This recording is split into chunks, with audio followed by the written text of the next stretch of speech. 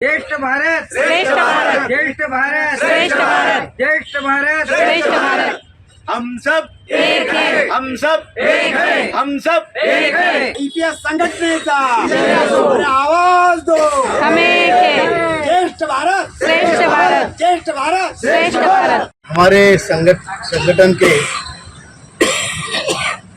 उपस्थित सभी पदाधिकारी, हमारी महिला विंग आघाड़ी की अध्यक्षा आदरणीय शोभाताई आरस, हमारे राष्ट्रीय कोषाध्यक्ष आदरणीय एस नारखेड़े साहब, हमारे महिला विंग की सेक्रेटरी सचिव आदरणीय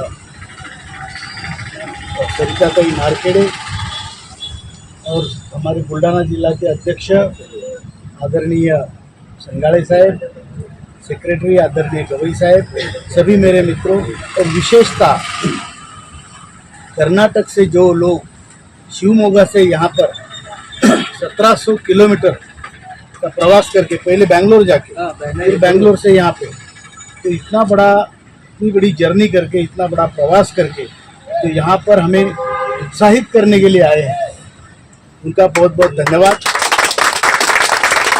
इसी प्रकार आज कर्नाटक से 12 लोग आए हुए हैं।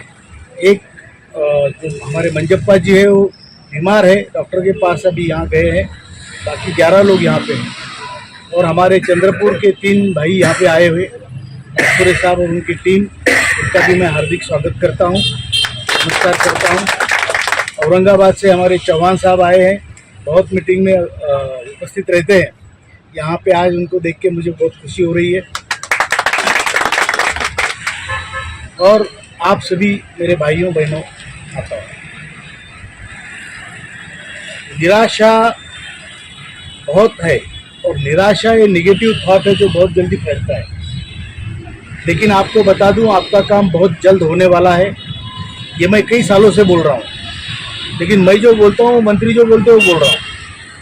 उन्होंने 3 जुलाई को मुझे फ़ोन किया और बोला मैं आपको 1 हफ्ते के अंदर बुला के काम करने वाला हूँ, लेकिन उन्होंने बुलाया नहीं।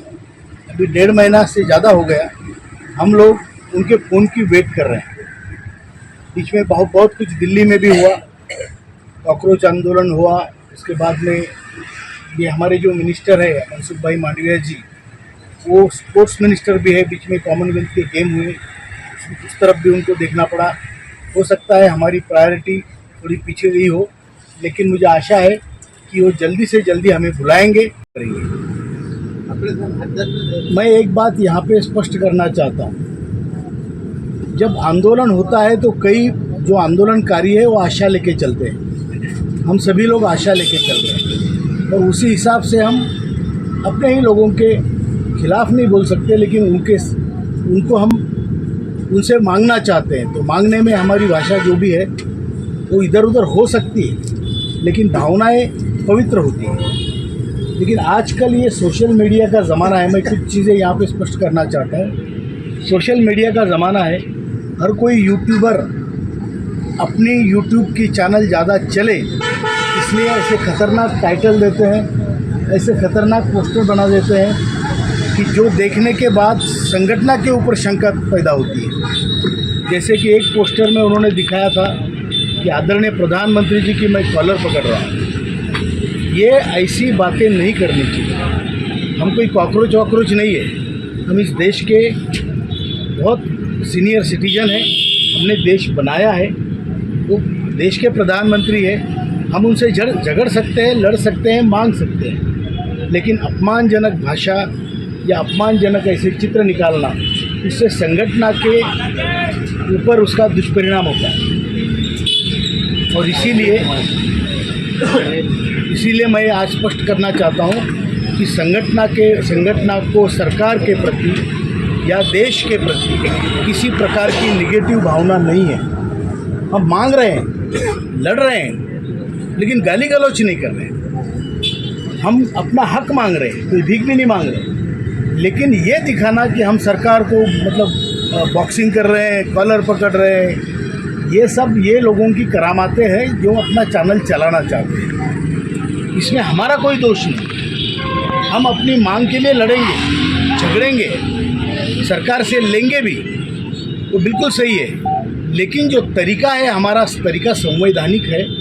हमारा तरीका जो है वो बिल्कुल अच्छा, स्पष्ट, स्वच्छ तरीका है और इसीलिए हमको टाइम भी लग रहा है। तो उस हिसाब से बहुत जल्दी उसको मिल भी जाता होगा, लेकिन वो अच्छा फल नहीं होता। और जहाँ तक कई लोग कंपैरिजन करते हैं किसान आंदोलन की, कॉकरोच आंदोलन की, आप भी ऐसा करो, पहली बात तो हम उस नेगेटिव थॉट की तरफ जाएंगे नहीं। किसान आंदोलन में क्या हुआ?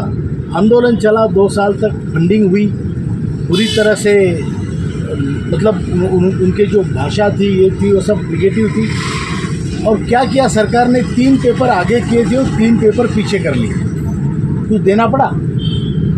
कुछ नहीं देना पड़ा। कॉकरोच आंदोलन में जो भी था उन्होंने हो हल्ला किया, क्या हुआ? एक इस्तीफा हुआ, कोई बड़ी बात नहीं है। लेकिन हमारा जो आंदोलन है ये पैसों का विषय है, इसमें बहुत सारा पैसा लगने वाला है। तो चाहे हमारा पैसा और कुछ पैसा हम गवर्नमेंट से भी मांग रहे हैं, तो इसलिए इसमें देर लग सकती है, देर लगी है, क्योंकि पैसों का विषय है। सारे नाटक कर सकते हैं, पैसों का नाटक नहीं कर सकते। सरकार को भी इस तरीके से सोचना है कि ये 82 लाख इन लोगों का भी कल्याण हो और आने वाले पीढ़ियों में जो 7.5 करोड़ अंशदान करने वाले कार्मिक हैं उनको भी फायदा आगे चल के होता रहे और उनको भी उस स्तर पे, क्योंकि ये निर्णय अगर होता है तो मैं आपको बता दूं ये कामगार विश्व में दुनिया का सबसे बड़ा निर्णय होगा। तो इतने बड़े निर्णय को जहाँ पैसा लगता है वहाँ टाइम लगता है, क्योंकि पैसा तो फिजिकली देना पड़ेगा, उसका तो कोई नाटक नहीं कर सकते। ये तो हो गया, 3 पेपर लगा दिए उन्होंने, आंदोलन किया, निकाल दिए। कोई राजीनामा मांग रहा है, रेजिग्नेशन मांग रहा है, मांग ली। लेकिन हमारा ऐसा नहीं है। कॉकरोच आंदोलन जो बाढ़ आती है, बाढ़ पूर्व मंत्रों पर बाढ़ जो आती है, वैसे आंदोलन था कि तुरंत बाढ़ आ गई, सब गंदगी साथ में ले आई। हमारा आंदोलन एक पवित्र नदी की तरह है जो सबको जीवन देते देते चलती है। इस आंदोलन में उस आंदोलन में फ़र्क है।